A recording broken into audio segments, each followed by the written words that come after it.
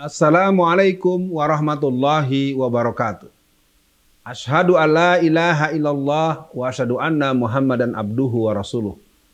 Allahumma sholli ala Muhammad wa ala ali Muhammad. Memasuki bulan September, kita akan punya catatan khusus dengan negeri kita. Gerakan 30 September tahun 1965. Pada pertemuan kali ini kita tidak akan membicarakan hal itu sebagai sebuah kekhususan peristiwa yang merupakan sebuah pemberontakan yang kita tidak pernah punya pengetahuan dengan baik apa dan bagaimana maunya mereka. Kali ini kita akan mencoba membahas 100 tahun gerakan komunisme di Indonesia. Ini menjadi bagian yang perlu dipahami kepada generasi muda. Tentu harus diawali dulu terjadinya proses matrikulasi penyamaan frekuensi dengan orang-orang tua. Bahwasanya gerakan komunis Indonesia ini merupakan sebuah kelembagaan yang kemudian muncul dalam bentuk partai, itu dibawa oleh orang yang berasal dari Belanda. Namanya Snevliet. HFJM atau HJMF Snevliet itu datang ke Indonesia sekitar tahun 1913-1914. Dia berdomisili di Semarang. Dia kemudian aktif dalam persatuan para karyawan-karyawan perkereta apian. Jadi sejak tahun 1940-an, ya, setelah mereka datang tahun 1913, berkumpullah kelompok semodel saudara-saudara yang berhubungan dengan gerakan PKI itu, maka mereka berkumpul dan mereka merancang gerakan-gerakan ke depan yang diawali start dengan orang yang bernama Snevliet. Ada yang namanya Bars, ada yang namanya Winkers, dan sederet nama-nama tokoh-tokoh komunisme dari Belanda yang mana mereka kemudian mampu mendapatkan kader-kader pelanjut seperti Darsono, Alimin, Tan Malaka, Darusman, dan itu semua tokoh-tokoh awal tahun 1920-an. Gerakan komunisme akhirnya kemudian bergerak menjadi sebuah satuan organisasi. Dari yang namanya ISDV, SDAP, dan kemudian jadi gerakan yang bernama Partai Komunis Indonesia. Mulanya dia memberikan nama awal Partai Komunis Hindia Belanda. Dan ini merupakan sebuah kelembagaan partai komunisme yang berpaham komunisme yang kemudian mereka mewujud pada tanggal 23 Mei tahun 1920.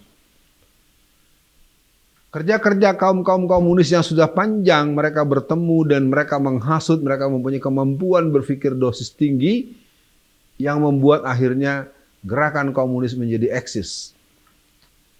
Tahun 1920-an mereka dari awal sudah melakukan tindakan-tindakannya yang tidak patut alias tercela.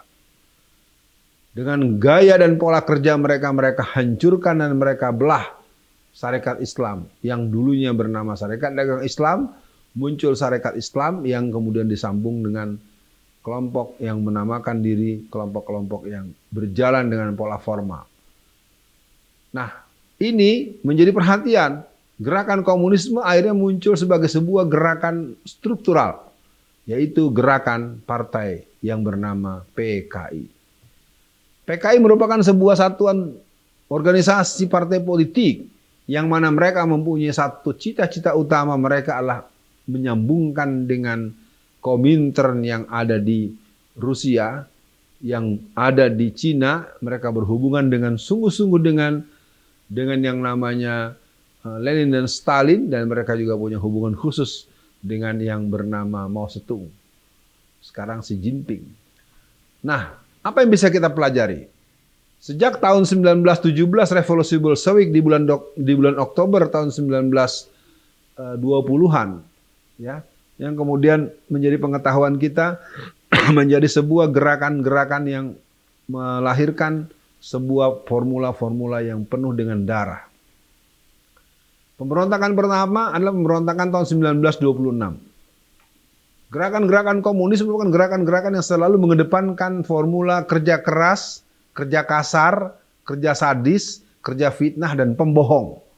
Itu merupakan formula mereka sejak dulu mereka dikenal di kalangan jagat kompetisi ideologi.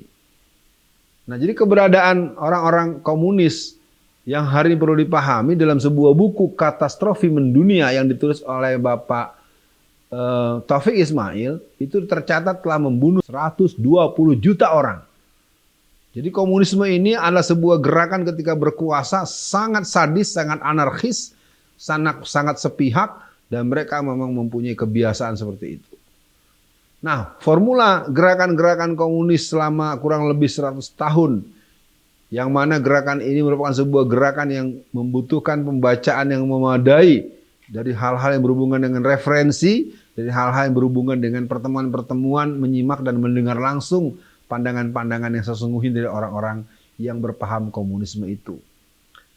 Dalam rangka 100 tahun PKI, kita perlu memberikan catatan bahwa mereka telah menyisakan yang berhubungan dengan SDM. Proses pengkaderan yang mereka lakukan tidak bisa dibilang sebagai acara yang ringan.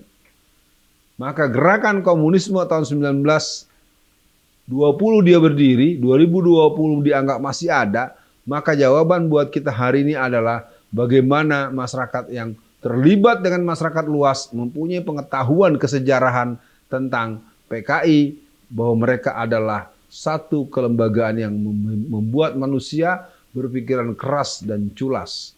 Jadi yang berhubungan dengan 100 tahun ini apa? Kita harus menghitung bahwa mereka punya semangat untuk inzal, untuk eksis, untuk muncul. Di Indonesia demikian pula. Ketika kita menjawab dengan kata-kata nggak mungkin, mustahil, ternyata orang banyak melihat di berbagai situasi hal-hal yang tidak mustahil malah jadi mungkin untuk kita datangi. Nah, ini sebagai sebuah pelajaran buat kita, bahwa hal-hal yang berhubungan dengan peristiwa babakan sejarah PKI berontak tahun 1927 di Silungkang, Sumatera Barat. Ini merupakan sebuah gerakan berdarah yang dilakukan oleh mereka. Tapi kemudian mereka bisa terus bergerak dan akhirnya pada tahun 1948 mereka melakukan pemberontakan untuk yang keempat kali sebagai sebuah bentuk penampakan asli ideologi mereka. Nah, untuk kita 100 tahun gerakan komunisme di Indonesia ini paling tidak menjadi catatan yang ada dalam referensi kita, yang ada dalam perasaan kita sebagai orang-orang yang tidak menginginkan ideologi tersebut menyatu pada mereka. Maka akhirnya untuk gerakan komunis yang sudah berlalu lebih dari 100 tahun, kita perlu melakukan hal-hal yang membuat kita tetap sehat, yang membuat kita kuat, tanpa kita kehilangan jiwa sebagai seorang muslim. 100 tahun gerakan komunisme Indonesia berujung pada keinginan mereka menjadikan negara Indonesia berhaluan komunis. 100 tahun komunisme Indonesia menyimpulkan pertama bahwa bangsa kita tidak punya keinginan sama sekali untuk menjadikan komunisme sebagai haluan bernegaranya. Yang kedua, 100 tahun merupakan jangka yang panjang membuat orang sebetulnya punya tabungan yang banyak atau kerja-kerja yang membuat mereka menjadi eksis. Nah, kembali lagi 100 tahun gerakan komunisme PKI harus segera disudahi. Pembubaran PKI harus dilakukan lagi setelah ada kesepakatan, formula, dan sikap apa yang kita lakukan menghadapi gerakan komunis yang sudah bertumbuh dengan kuat sejak tahun 1920-an. Dan mereka punya kemampuan berdemonstrasi, bermobilisasi, berkonsultasi, dan berrombongan mereka dalam upaya untuk menegakkan gerakan komunis. Inilah yang bisa disampaikan. Semoga jadi perhatian dan kita semua akan terus menghadapi gerakan komunis dengan cara-cara yang taktis, dengan cara yang cerdas, dan pada tahap tertentu kita akan melakukan gerakan yang membutuhkan perlawanan. Sekian, Assalamualaikum warahmatullahi wabarakatuh.